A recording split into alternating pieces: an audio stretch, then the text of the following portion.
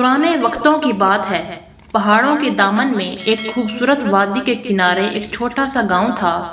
اسی گاؤں کی ایک کچی گلی میں بی بی زلیخا نام کی ایک بوڑھی عورت رہتی تھی۔ عمر 70 سال سے زیادہ تھی، مگر آنکھوں میں ایسی چمک تھی جیسے دل میں امید کی کوئی شمع ابھی تک جل رہی ہو۔ بی بی زلیخا کا دنیا میں کوئی نہیں تھا۔ شوہر جوانی میں ہی فوت ہو گیا اور اکلوتا بیٹا جو روزگار کے لیے شہر گیا تھا، برسوں سے کوئی خبر نہیں دی، جیسے وقت کی دھول میں کہیں کھو گیا ہو۔ بی بی زلیخا ایک پرانی بوسیدہ جھونپڑی میں رہتی تھی۔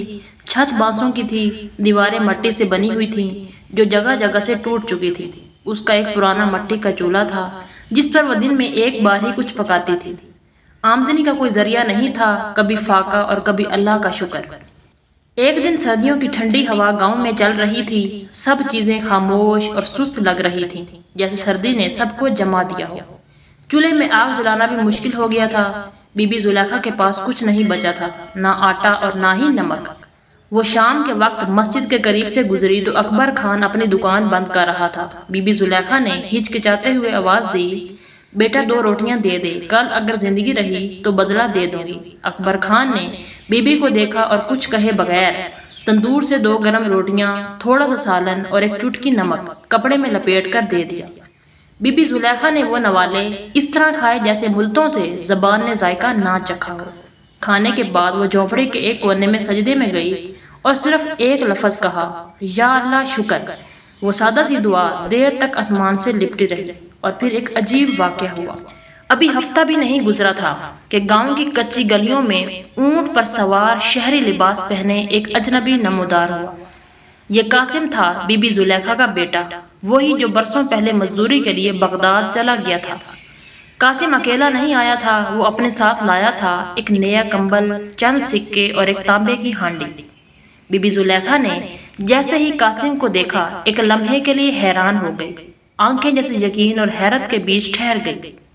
اور قاسم وہ فوراً ماں کے قدموں میں گر پڑا اور کہنے لگا، ماں میں واپس آ گیا ہوں۔ بی بی زلیخا کی آواز دھیمی مگر گہرے سوال سے بھری ہوئی تھی، تو یہاں کیسے آیا؟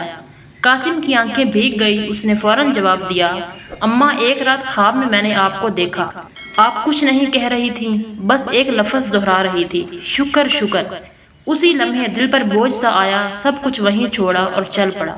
واپسی کے سفر پر اسی وقت اکبر خان اپنی دکان کے سامنے بیٹھا تھا۔ قاسم نے چپکے سے ایک تھیلی اس کے قدموں میں رکھی اور کہا، یہ ماں کے بھوک کا قرض ہے اور اس نوالے کی قیمت جو تم نے دیا تھا۔ اکبر خان نے مسکرا کر تھیلی واپس کی اور کہا، کچھ نوالے صرف نیت کے ہوتے ہیں، قیمت کے نہیں۔ یہ بات سن کر قاسم کی آنکھوں سے آنسو بہنے لگے۔ اس نے اکبر خان کا شکریہ ادا کیا اور اپنی ماں کے ساتھ گھر چلا گیا۔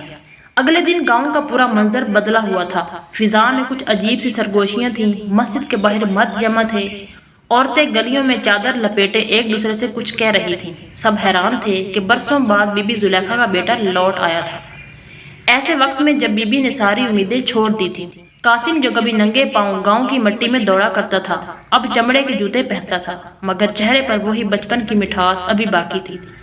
بی بی زلیخا کی جھونپڑی میں اب وہ خاموشی نہیں تھی جو برسوں سے بسی ہوئی تھی۔ چولہے میں اب روز 2 وقت آگ جلنے لگی تھی۔ وہ جھونپڑی جو صرف بی بی کے سانسوں کی مہمان تھی، اب وہاں ہنسی، کہکے اور زندگی کی مہک محسوس ہونے لگی تھی۔ لیکن ہر کہانی میں ایک راز بھی ہوتا ہے، ایک ایسا راز جو نظر نہیں آتا مگر دل محسوس کر لیتا ہے۔ کچھ دن بعد گاؤں میں ایک اجنبی داخل ہوا، دبلا پتلا، چہرے پر ہلکی سی داڑھی اور آنکھوں میں بے چینی۔ وہ سیدھا اکبر خان کی دکان پر آیا اور کہا، بھائی یہاں ایک بی بی زلیخا رہتی ہیں۔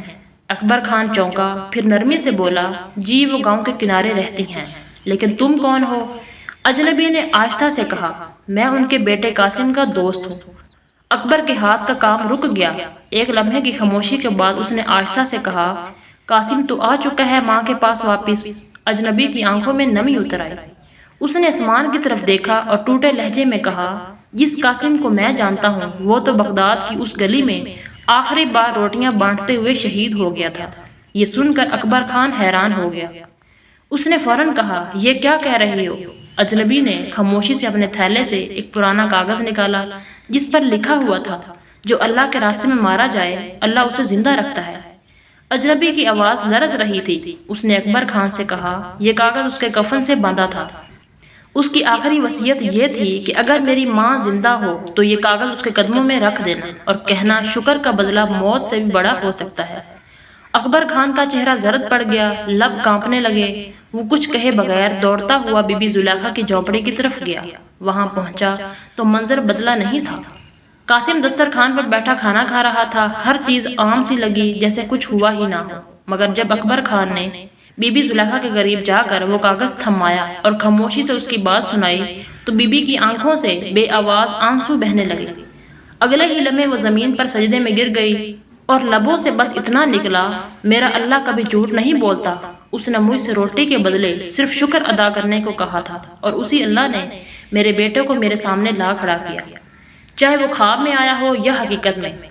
ادھر قاسم چپ چاپ ماں کے سجدے کے پاس آ کھڑا ہوا۔ اس نے سر جھکا لیا اور کچھ نہ کہا۔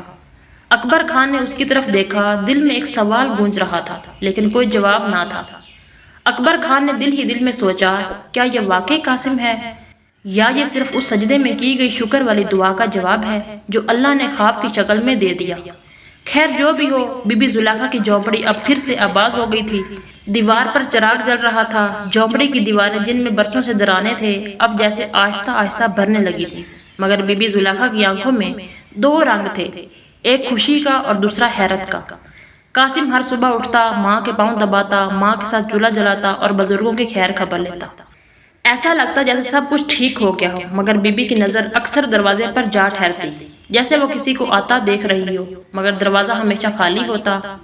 پھر ایک رات جب عشاء کی اذان ہو چکی تھی اور نیند بی بی کی پلکوں پر اترنے ہی والی تھی، دروازے پر ہلکی سی دستک ہوئی۔ بی بی نے فوراً آنکھیں کھولیں اور آہستہ سے پکارا، کون ہے؟ باہر سے ایک جانی پہچانی آواز آئی، اماں میں ہوں۔ بی بی چونک کر اٹھ بیٹھی، دروازہ کھولا تو سامنے قاسم کھڑا تھا، ہاتھ میں ایک پرانا سا تھیلا، چہرہ تھکا ہوا مگر لبوں پر وہی بچپن جیسی مسکراہٹ، اماں میں آ گیا، معاف کر دینا، دیر ہو گئی۔ بی بی زلیخا کے قدم پیچھے ہٹ گئے اور وہ گھبراتے ہوئے بولی، تو اندر ہے نا؟ اس نے جھونپڑی کی طرف دیکھا، قاسم زمین پر ہنسی خوشی بیٹھا تھا۔ بی بی زلیخا کی آنکھوں میں ایک دھند سی اترنے لگی۔ اس نے لرزتے ہوئے کہا، کون ہے؟ کون سا میرا قاسم ہے؟ باہر والے قاسم نے نرمی سے جواب دیا، اماں میں وہ ہوں جس نے بچپن میں وعدہ کیا تھا کہ کماؤں گا اور واپس آؤں گا، اور اندر جو ہے وہ شاید اس شکر کا سایہ ہے جو تو نے اللہ سے مانگا تھا۔ بی بی کی پلکیں لرزنے لگیں، نہ دروازہ بند کیا نہ اندر والے قاسم کو آواز دی، وہ بس خاموشی سے کھڑی رہی دو بیٹوں کے درمیان، ایک جو وقت کے زخم لے کر آیا تھا اور دوسرا جو دعا کے جواب میں اترا تھا۔ جب صبح ہوئی تو گاؤں کے کچھ لوگ بھی بی بی زلیخا کی جھونپڑی کے باہر جمع تھے۔ اکبر خان نے عائشہ سے پوچھا، ماں جی کیا واقعی دو قاسم ہیں؟ بی بی زلیخا نے مسکرا کر کہا، نہیں بیٹا، قاسم تو ایک ہی ہے، اللہ نے میرا شکر سن لیا تھا اور اس نے مجھے میرا بیٹا دو بار دے دیا ہے، ایک بار یاد کی صورت میں اور ایک بار دعا کے سائے میں۔ اس دن کے بعد گاؤں والوں نے دیکھا بی بی زلیخا اکثر صحن میں بیٹھی آسمان کی طرف دیکھتی اور چپ چاپ مسکراتی رہتی۔ یہ جگہ اب محض ایک گاؤں نہیں رہا تھا، یہ ایک راز کی زمین تھی۔ بی بی زلیخا کی جھونپڑی میں دو چولہے جلنے کی بات پورے علاقے میں پھیل گئی تھی۔ کوئی کہتا ایک بیٹا خواب سے آیا ہے، دوسرا حقیقت سے، اور کوئی ہنستا اور کہتا یہ تو ایک بوڑھی عورت کی تنہائی کا فریب ہے۔